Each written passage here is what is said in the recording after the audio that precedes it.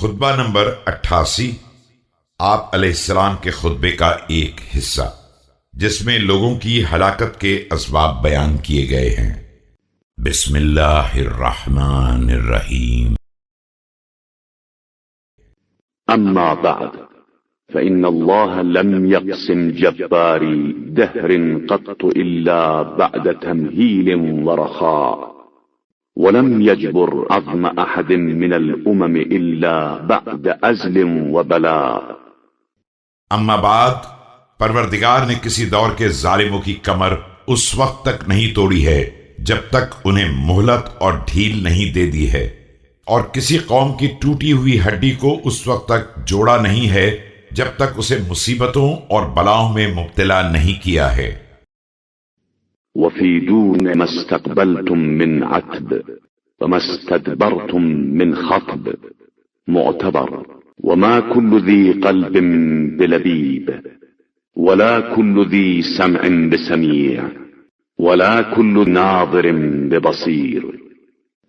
اپنے لیے جن مصیبتوں کا تم نے سامنا کیا ہے اور جن حادثات سے تم گزر چکے ہو، انہی میں سامان عبرت موجود ہے، مگر مشکل یہ ہے کہ ہر دل والا عقل مند نہیں ہوتا ہے، اور ہر کان والا سمیع یا ہر آنکھ والا بصیر نہیں ہوتا ہے۔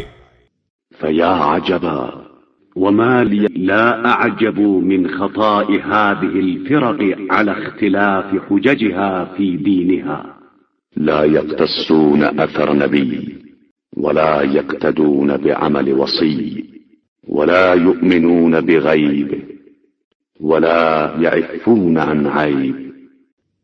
کس قدر حیرت انگیز بات ہے، اور میں کس طرح تعجب نہ کروں کہ یہ تمام فرقے اپنے اپنے دین کے بارے میں مختلف دلائل رکھنے کے باوجود سب غلطی پر ہیں کہ نہ نبی صلی اللہ علیہ وآلہ وسلم کے نقش قدم پر چلتے ہیں اور نہ ان کے اعمال کی پیروی کرتے ہیں، نہ غیب پر ایمان رکھتے ہیں اور نہ عیب سے پرہیز کرتے ہیں۔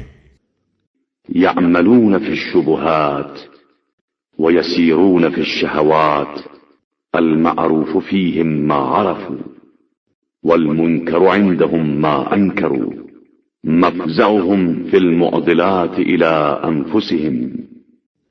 شبہات پر عمل کرتے ہیں اور خواہشات کے راستوں پر قدم آگے بڑھاتے ہیں۔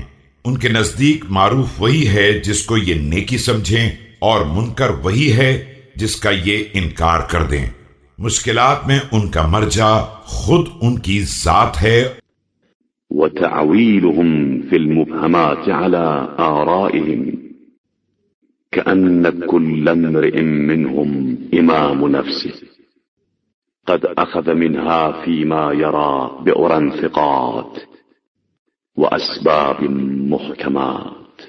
اور مبہم مسائل میں ان کا اعتماد صرف اپنی رائے پر ہے، گویا ان میں کا ہر شخص اپنے نفس کا امام ہے اور اپنی ہر رائے کو مستحکم وسائل اور مضبوط دلائل کا نتیجہ سمجھتا ہے۔